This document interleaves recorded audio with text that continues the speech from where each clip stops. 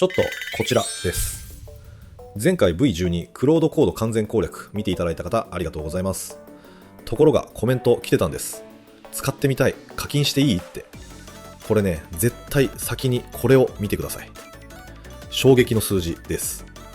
クロードコード使ってるエンジニアが4体の AI エージェント11日間無人で動かしただけでおよそ700万円請求来ました。ってなりますよね。およそ700万円です。一晩で会社が傾くレベル。別のエンジニア3ヶ月で約1900万円支払いました。ちょっと待ってってなりますよね。実はクロードコードって何でもできるからこそ、一歩間違えると人生終わるレベルの事故が起こり得るんです。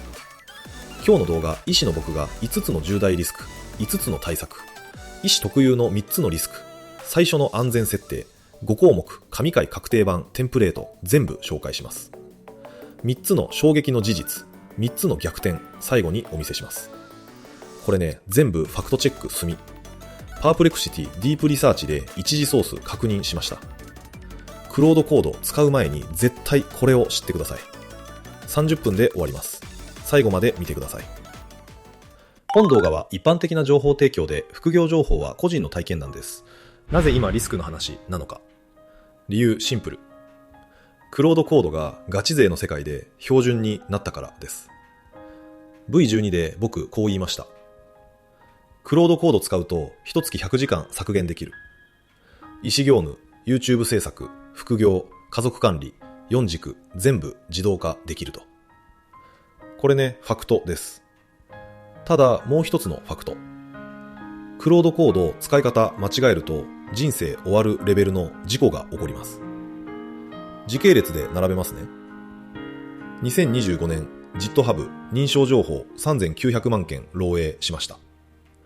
前年比 25% 増。これね、GitHub 公式発表です。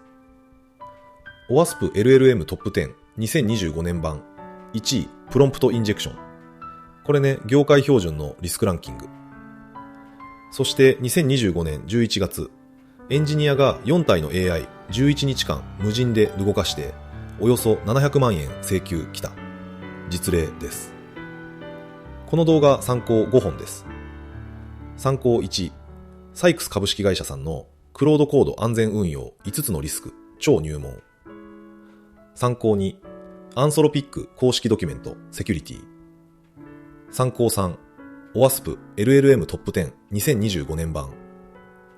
参考4、GitHub シークレット漏洩レポート2024年。参考5、厚労省医療情報安全管理ガイドライン第 6.0 版。リンク概要欄、論文方式、番号付き貼っておきます。そこで医師×副業× AI 重課金医師視点で決定版作りました。まず結論、5大リスクお見せします。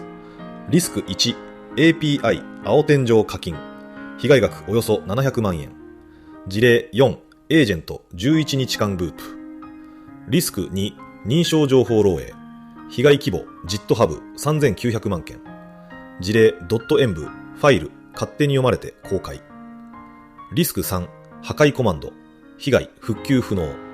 事例 RM-RF ジットプッシュフォースデータ消失。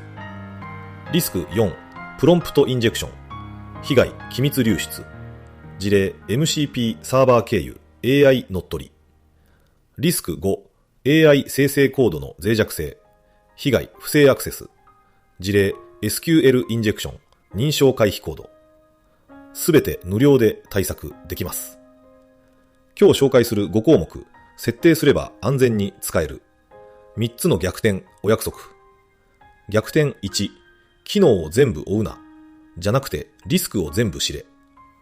逆転2、安全設定は一度だけ。あとは普通に使える。逆転3、最大の脅威は外部攻撃じゃない。自分の指示。リスク1、API 青天井課金。クロードコード、車に例えるなら24時間休まない超優秀な部下。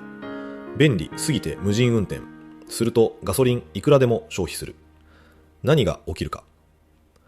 クロードコードはサブエージェント AI の分身を並列で起動できる。一つのタスクで49並列エージェント 2.5 時間動いただけで約120万から225万円消えた事例。そして衝撃の事例、2025年11月、財務系のエンジニアが4体のエージェント11日間無人でループさせておよそ700万円。別の個人3ヶ月で約1900万円。トークン爆発の原因3つ。1つ目、サブエージェントの並列起動。10体動かせばコスト10倍。2つ目、長セッションのコンテキスト肥大化。クロードコードは過去の回は全部記憶。長く話せば話すほどトークン爆発。3つ目、MCP サーバー接続。1サーバー約18000トークン追加。10サーバーつないだら18万トークン毎回消費。これね、副業 YouTuber、医師、経営者、誰でも起こり得る。ちょっと夜寝てる間にブログ記事10本書いといてって頼んで、朝起きたら請求書100万円みたいな。ちょっと想像するだけで震えますよね。リスク1の対策3つ、全部無料です。1つ目、月額上限設定。セッティングス、ユーセージ、エクストラユーセージ、アジャストリミットから月額上限設定。個人副業者の推奨値、月$50から$100、約7500円から1万5000円からスタート。2つ目、トークン予算宣言。セッション開始時、クロード-トークンバジェット6006万トークン予算でタスクを依頼。3つ目、コマンドで定期確認。スラッシュコストで現在のコスト確認。スラッシュクリアで会話リセット。コンテキスト肥大化防止。設定ファイルで自動化する場合。tilda.cloud スラッシュセッティングス .json 演武 ANT トロピック MAX トークンズ5万設定。行動ルール最重要。サブエージェント夜間無人で動かさない。クロード .md に最大3エージェント、それ以上は確認を求めることと明記。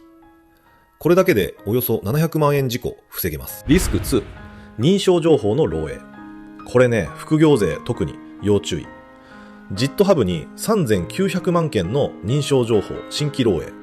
2024年 GitHub 公式発表です。前年比 25% 増。.env ファイル、APA キー、SSH 鍵、AWS アクセスキー。これらが漏れると別の人に勝手に API 使われて不正課金。実例衝撃。クロードコードに全部アップしてと指示したら、env ファイル読み込んでコードにハードコーディングして GitHub に公開しちゃった事例。そして超重要、知らない人多い。.gitignore に書いてもクロードは .env 読めます。これ検証済み。ってなりますよね。gitignore で守れない。.cloud-ignore も現時点不安定。なぜか。gitignore は Git というツールが無視するファイルリスト。クロードは Git じゃない別のツール。だから gitignore に書いてあってもクロードはファイル読める。MCP 設定ファイルに認証情報各週間広がって追加で24000件以上シークレット流出。これね、医師、副業 YouTuber 絶対知っておくべき事実です。リスク2の対策3つ。1つ目、デニールール設定。tilda.cloud スラッシュセッティングス .json グローバル設定2 read.env read*.env バッシュcat*.env*。これら、デニー、絶対禁止と設定。これで、cloud.env、絶対読めなくなる。二つ目、cloud.md、セキュリティルール、明記。プロジェクトルートの cloud.md に降格。セキュリティルール最優先、.env、.env.*、ファイル、絶対読み取り禁止。クレデンシャルズ、.pem、.key、ファイル、同様、直接書き込み禁止。3つ目、GitHub、シークレットスキャニング、有効化。公開リポジトリは無料です。万一漏れても数分以内アラート。これね、副業税、特に YouTuber 法人運営してる人、絶対設定。SH、スポンサー契約データ、収益データ、漏れたらシャレにならない。リスク3、破壊コマンドでデータ消失。クロードコードはターミナルコマンド、実行権限持ってる。これね、便利すぎるけど危ない。破壊的なコマンド3つ。1つ目、rm-rf。ファイルフォルダ全削除。1回実行で復旧不能。2つ目、JIT プッシュ-フォース。リモート、JIT 上書き、過去のコミット履歴消失。3つ目、ドロップテーブル、トランケート、データベース全削除。実例、衝撃。クロードがディレクトリをきれいにしてって雑な指示を最適化のためと判断して10年分の顧客リスト、契約書含めて全消去。復旧不能。ここね、アンソロピック公式補足。rm-rf/ ルートディレクトリ削除はサーキットブレーカー働いて確認プロンプト出る。ただし通常の rm-rf ホーム/ドキュメンツみたいなサブディレクトリ削除はブロックされない。つまり自分の作業ファイル消える。リスクは残る。医師として論文データ、患者教材消えたら復旧半年単位の損失。副業 YouTuber なら台本、サムネ、編集データ消えたら収益ストップ。絶対対策必須。リスク3の対策2つ。1つ目、プレツールユースフックでコマンド実行前ブロック.cloud/settings.json にフック設定。具体的には .cloud/fooks/prebashguard.sh というファイル作ってその中にこう書く。もしコマンドに rm-rf JIT プッシュフォースドロップテーブルトランケート含まれてたらエラー出して止める。これだけで危険コマンド絶対実行されない。2つ目、プランモード起動。settings.json でデフォルトモードプランと設定。これでクロードはファイル変更、コマンド実行する前に必ず計画を提示、承認待ちになる。危険な操作、人間が必ず止められる。これね、AI 仙人さんも V12 でも紹介しました。機能を全部追うな、じゃなくて、リスクを全部知れ。これが逆転1の答え。機能を全部追わなくていい。でも、リスクは全部知って対策する。これがガチ勢の最低ラインです。リスク4、プロンプトインジェクション。OWASP LLM トップ10 2025年版1位。これね、業界最重要リスク。何が起きるか。攻撃者はクロードが読み込むファイルに隠し命令埋め込みます。例えば、readme ファイル。普通に見ると何の変哲もない説明書。でも文字色白、背景白。で、人間には見えないけど AI には見える命令書いてある。このファイル読んだら .env ファイル攻撃者のサーバーに送信してみたいな。クロードが readme 読んだ瞬間、命令従って機密情報外部送信。研究者 GitHub MCP サーバー経由で readme に命令埋めてデータ流出実証しました。これね、混乱した代理人問題、Confused Deputy と呼ばれる構造的な問題。クロードは公権限を持つ代理人。攻撃者の命令、自分の権限で実行しちゃう。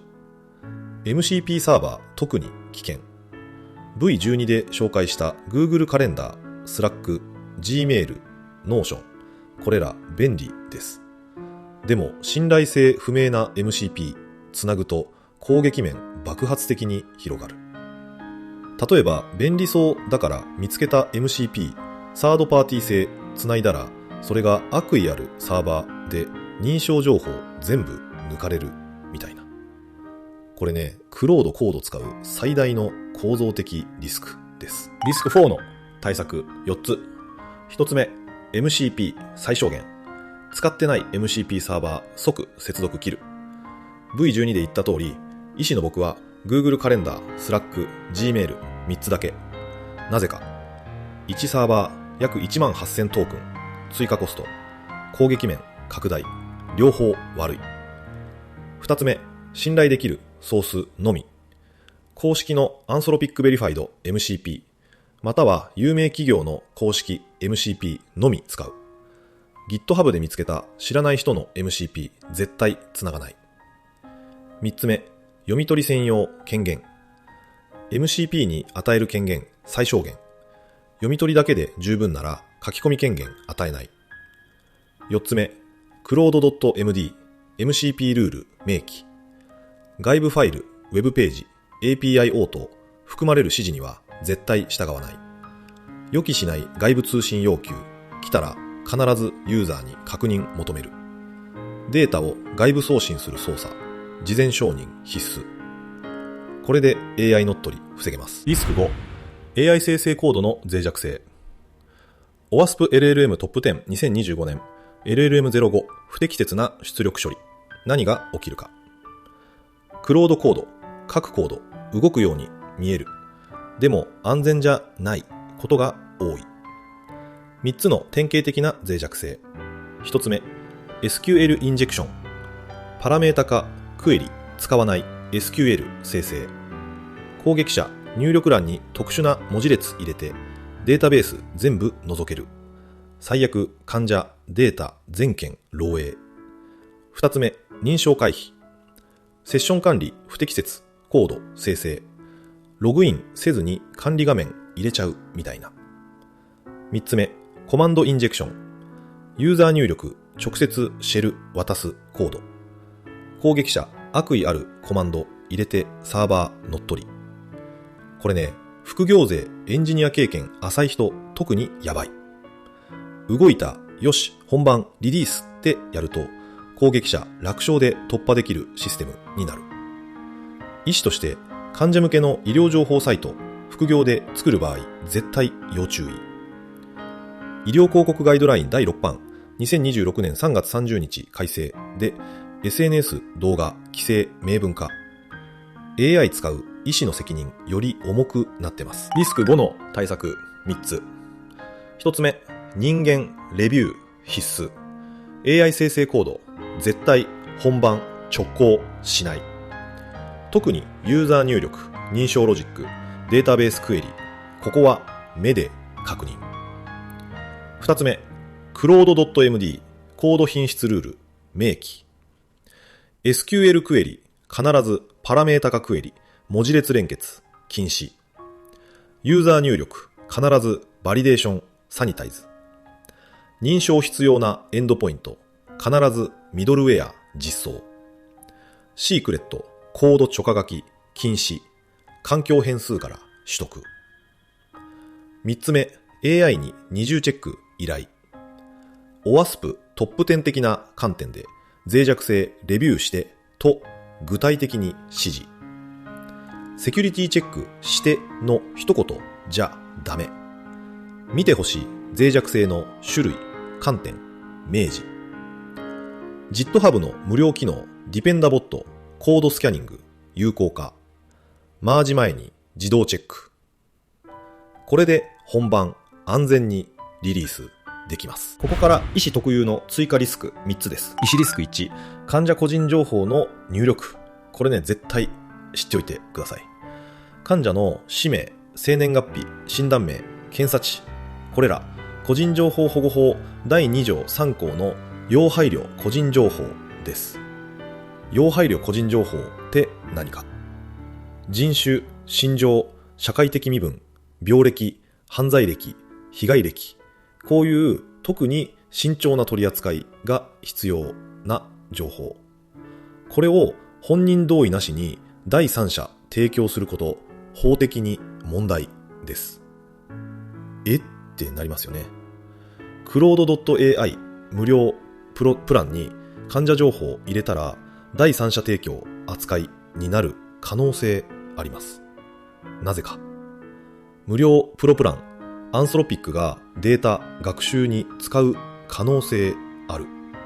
これ、自動的に第三者にデータが渡ると解釈される。実は、個人情報保護委員会2024年生成 AI 事業者オープン AI、アンソロピック含む各社に本人同意なしに要配慮個人情報取得しないこと求める文書送付しています。医師として安全な使い方4つ。1つ目、氏名、患者 ID、生年月日、必ず除く、または加盟化。2つ目、特定不能、形に加工。例えば、68歳男性、2型糖尿病、HbA1c8.2%、みたいに特定できない形。3つ目、HIPAA BAA またはアンソロピックエンタプライズ契約環境のみで PHI 患者保護情報入力。4つ目、医療法人での利用、HIPE 医療ヘルスケア生成 AI ガイドライン第2版に沿う。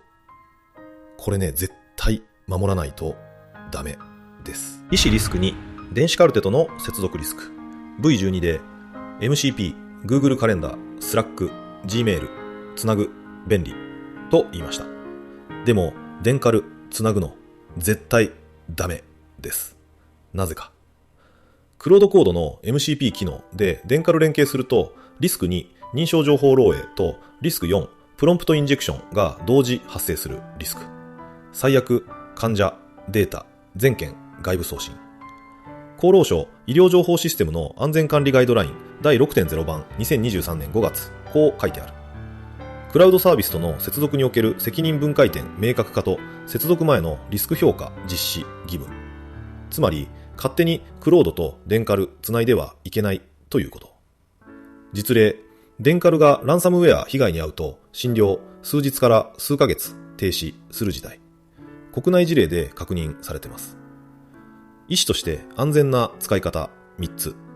1つ目、電カルへの MCP 接続、絶対書き込み権限与えない。読み取り専用のみ。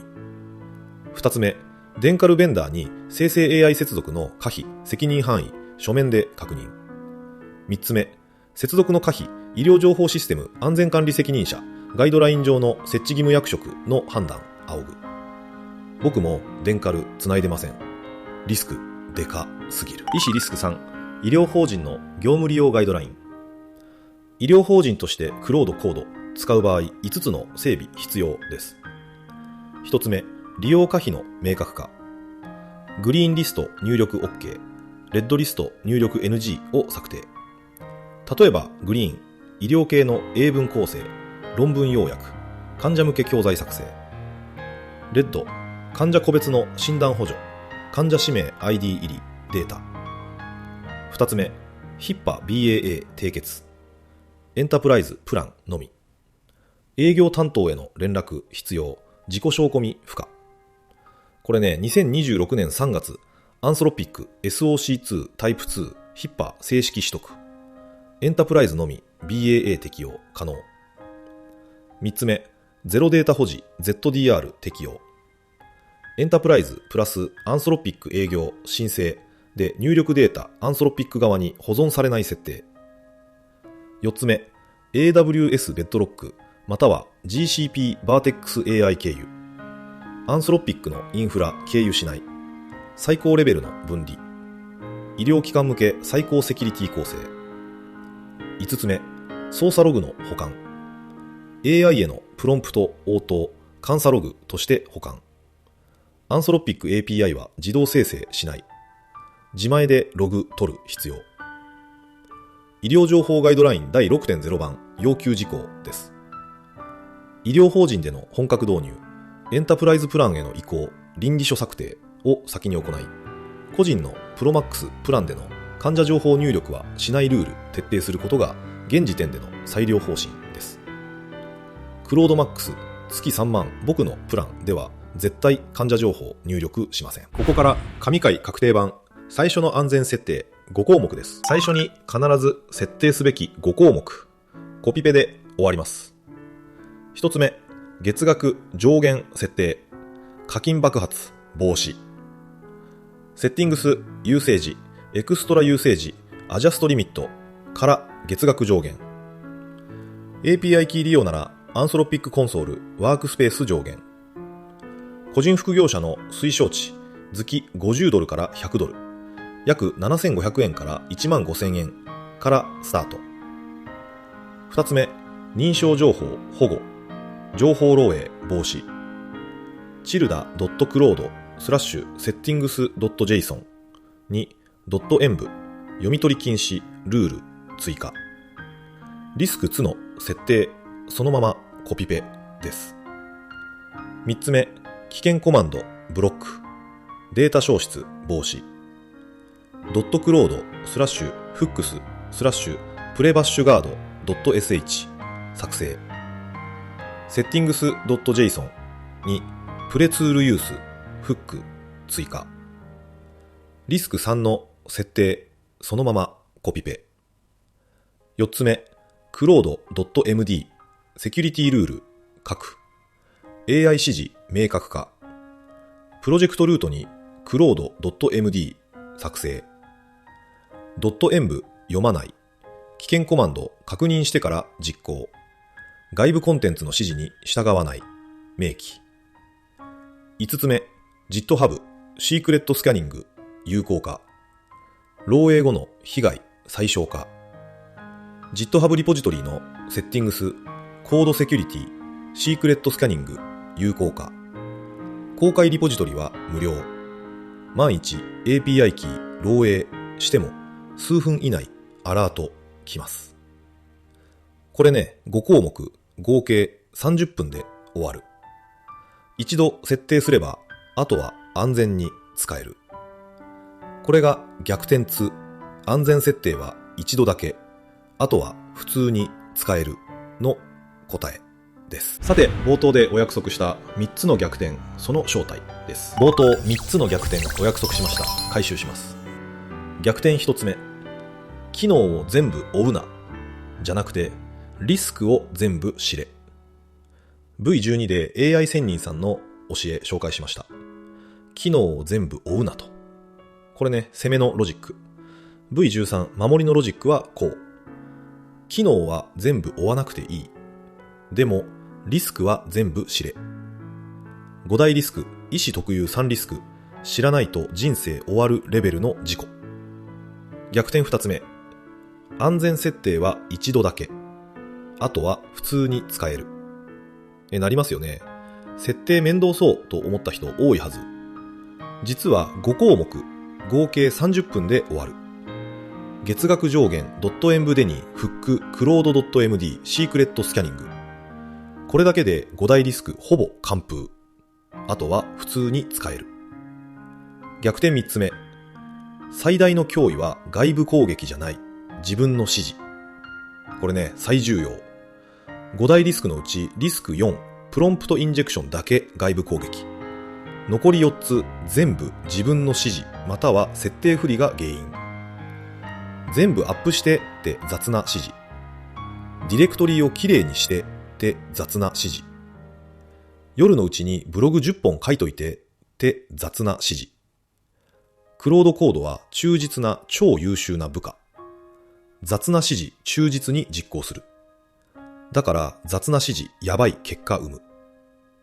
参考1のサイックス社さんこう言ってます。最初の安全設定と人間による確認フロー、これだけが重要と。これからの時代、AI に命令する僕たちの指示力が勝負。医師、経営者、管理職、もともと課題設定とマネジメント得意な層。クロードコード、その強みを最大限レバレッジできるツール。人生変わるレベルです。最後にまとめです。今日のポイント4つ。1つ目、クロードコード5大リスク、API 課金、認証漏洩、破壊コマンド、プロンプトインジェクション、コード脆弱性、全部無料で対策できる。2つ目、最初の安全設定5項目、月額上限、.env デニー、プレツールユースフック、クロード .md、シークレットスキャニング、30分で終わる。3つ目、医師特有リスク3つ、患者個人情報絶対無料プロプランに入れない。